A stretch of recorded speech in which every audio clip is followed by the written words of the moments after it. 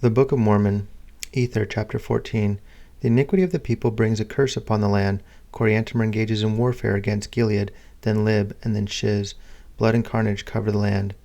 And now there began to be a great curse upon all the land because of the iniquity of the people, in which, if a man should lay his tool or his sword upon his shelf, or upon the place whither he would keep it, behold, upon the morrow he could not find it.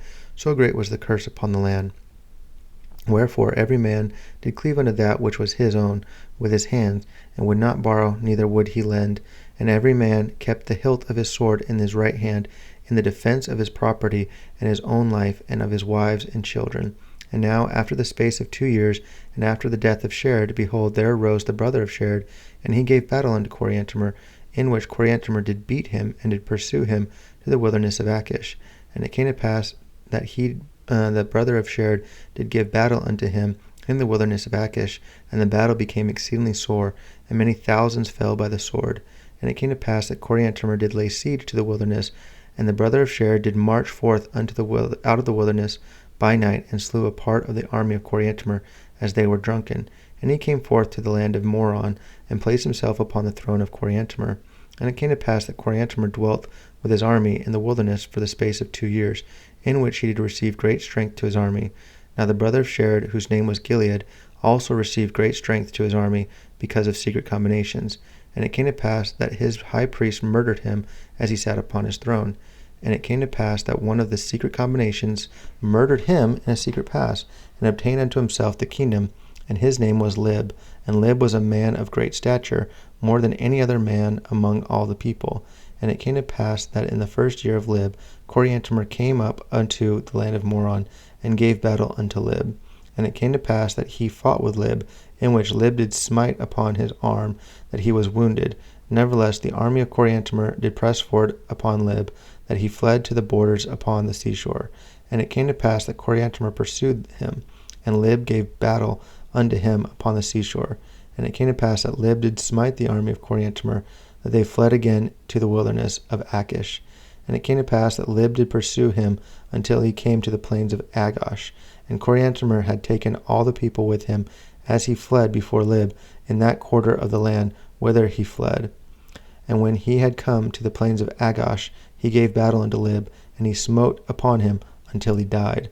Nevertheless the brother of Lib did come against Coriantumr in the stead thereof, and the battle became exceedingly sore, in the which Coriantumr fled again before the army of the brother of Lib.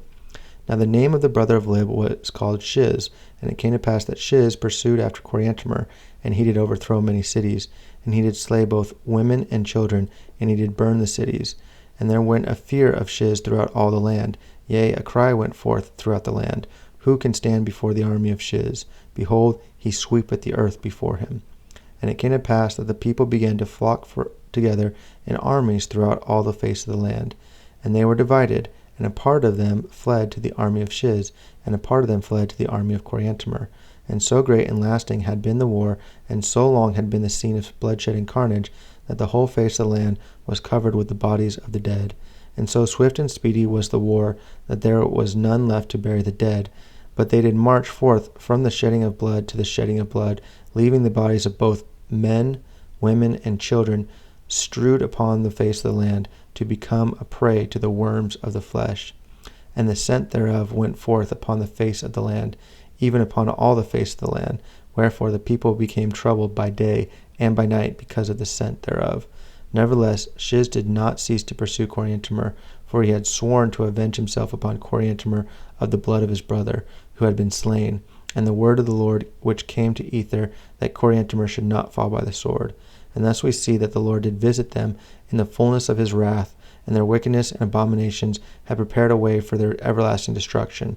And it came to pass that Shiz did pursue Coriantumr eastward, even to the borders by the seashore, and there he gave battle unto Shiz for the space of 3 days.